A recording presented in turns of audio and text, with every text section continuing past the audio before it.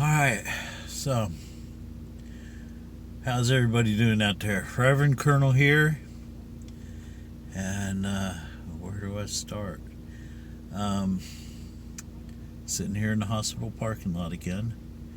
Um, Good news is she got her Angie tube taken out of her nose, and so they're not feeding her like that anymore, and she's actually eating real food, finely sliced, is what they said. I'm just imagining this chef in the kitchen that's just slicing things just real thin slice. Yeah, cheeseburger, thin slice, thin slice. You know, so that's what you're doing. She, it's baby steps, with the eating and the drinking. She has to take it really slow. But, and all that is doing good. Her oxygen level while she's on oxygen, and it's a small amount, but it's just enough, is good. If she moves around too much, it starts to drop. If she takes the tube out, it drops like a rock. Okay, like we're talking down to 70. So, not good. And so, tonight our visit started very pleasant, very nice, like last night. It was a very nice visit and everything. And then she started telling me a whole bunch of things that weren't really happening and didn't happen. And it's kind of like that thing I was talking about last night.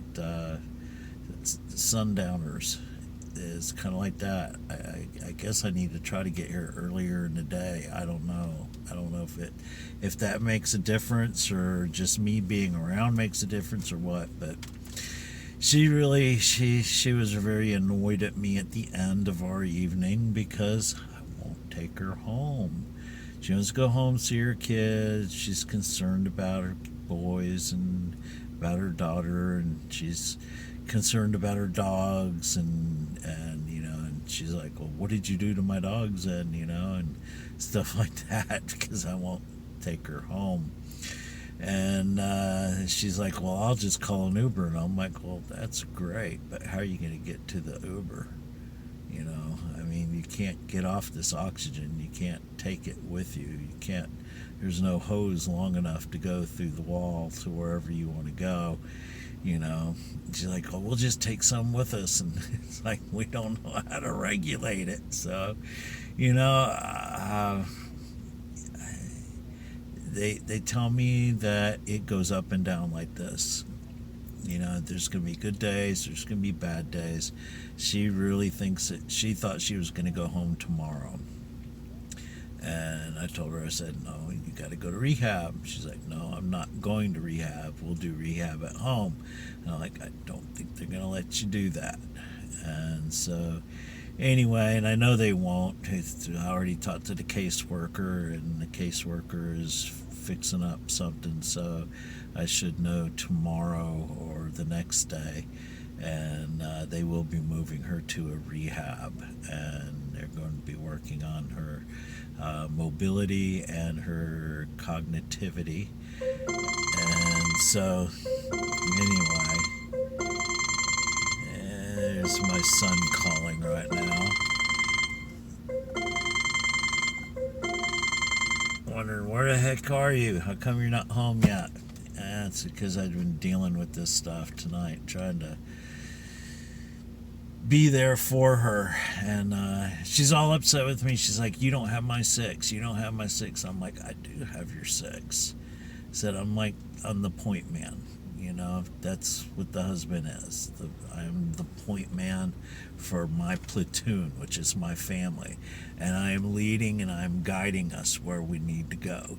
And there's booby traps, and there's snipers, and there's all kinds of stuff all out there all over the place. And I have to keep my eyes peeled at all times to protect my family, to protect my platoon that's following me, trusting me to get them across the battlefield without all getting blown apart. And sometimes I have to say we got to go left. Sometimes I got to say we got to go right. Sometimes we can go forward. sometimes we got to pause.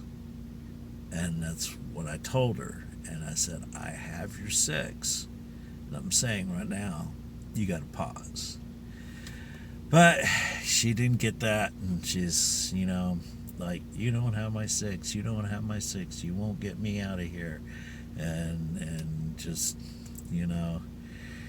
it's, I tell you, it's, this is a wicked, wicked virus, and it does this to a lot of people.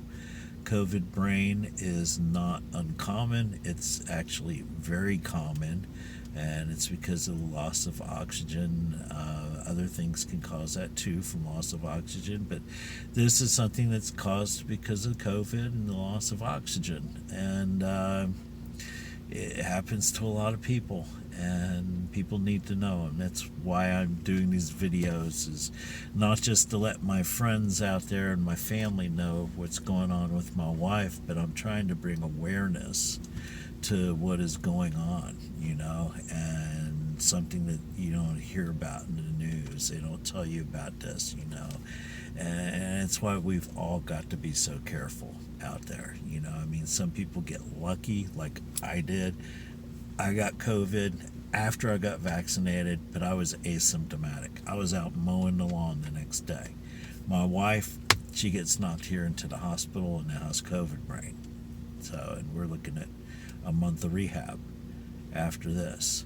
And then there's other people that, end up with long-term lung issues and all kinds of things like that. And then there's a big chunk of people that just, they don't make it out at all. They're not as fortunate as my wife to make it out alive.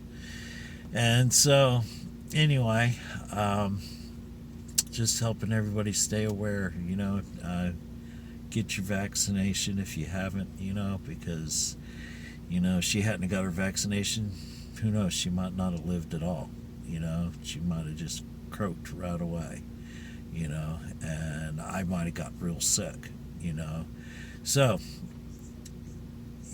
just don't play with fire, it's just, it's just like when you're a little kid and they said, stove hot, don't touch. You don't touch it, okay?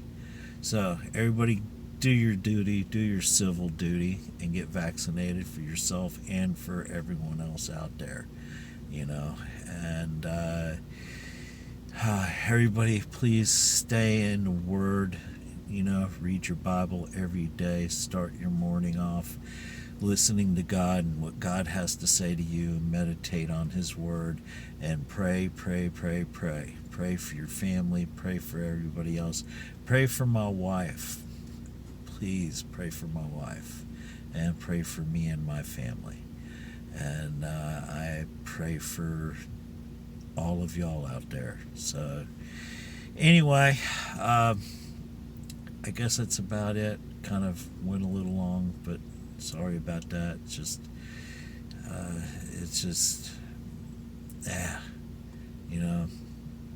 you guys help me when I get to talk about this. So I hope everybody's doing good. Like I said, stay in the Word, keep praying. This is the way. Reverend Colonel signing out.